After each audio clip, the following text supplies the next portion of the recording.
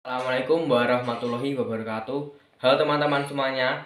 Pada video kali ini kami dari kelompok 5 akan menyampaikan materi dengan judul gempa bumi. Apa sih itu gempa bumi? Berikut penjelasannya.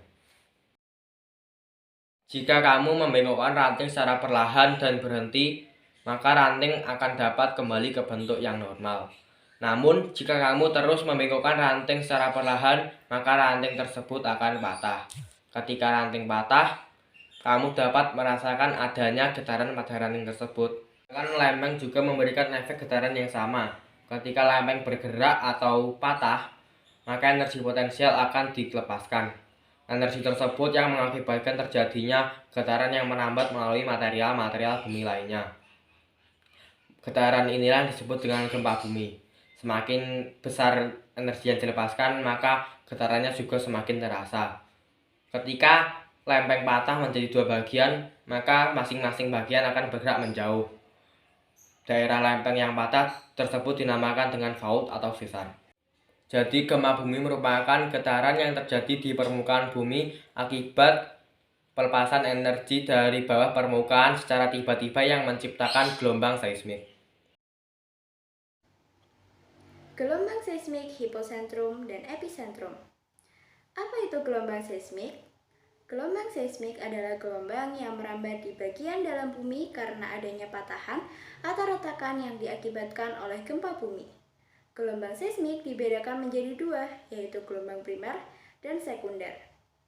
Pergerakan lempeng di sepanjang sesar melepaskan sebuah energi. Energi ini merupakan energi potensial saat lempeng terkena gaya. Kemudian, energi potensial tersebut akan merambat dalam bentuk gelombang seismik. Sebuah titik pada kedalaman bumi yang menjadi pusat gempa disebut hiposentrum. Sedangkan permukaan bumi yang berada di atas hiposentrum disebut epicentrum. Penyebab dan akibat. Penyebab gempa bumi umumnya adalah pelepasan energi yang dihasilkan oleh tekanan karena pergerakan lempeng. Akibat yang ditimbulkan oleh bencana gempa bumi ini antara lain bangunan banyak yang hancur, tsunami, jatuh korban jiwa, tanah longsor, banjir, dan lain-lain. Seismologi. Ilmu yang mempelajari tentang gempa bumi adalah seismologi. Ilmuwan yang mengkaji gempa bumi disebut ahli seismologi. Alat yang digunakan untuk mencatat data gelombang seismik adalah seismograf. Pada sebuah seismograf terdapat gulungan kertas yang terpasang pada sebuah tabung berputar. Ketika terdapat gelombang seismik, gulungan kertas akan bergetar. Jarum dengan pena yang terpasang akan menggambarkan gelombang seismik pada kertas. Ketinggian garis pada kertas menggambarkan besarnya energi yang dilepaskan saat gempa yang dikenal sebagai magnitudo. Magnitudo pada sebuah daerah dinyatakan dengan skala Richter. Grafik hasil pencatatan seismograf disebut seismogram.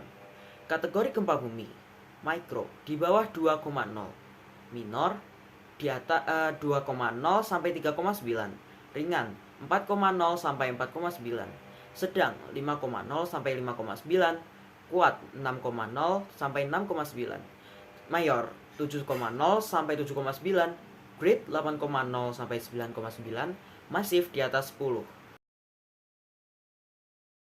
Nah, maka dari itu ada beberapa upaya untuk mengurangi resiko terjadinya gempa bumi.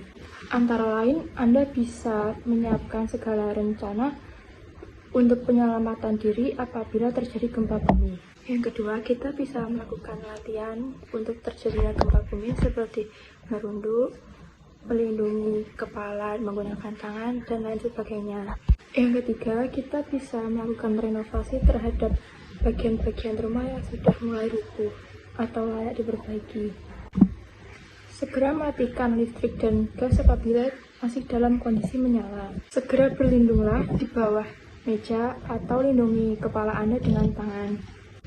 Jika tidak ada meja, kita bisa merunduk di tengah-tengah ruangan untuk menghindari benda yang jatuh. Berpeganganlah dengan kuat sampai gempa berhenti. Hindari menggunakan lift saat gempa terjadi. Dan yang terakhir, keluarlah dari ruangan saat gempa berhenti dengan hati-hati.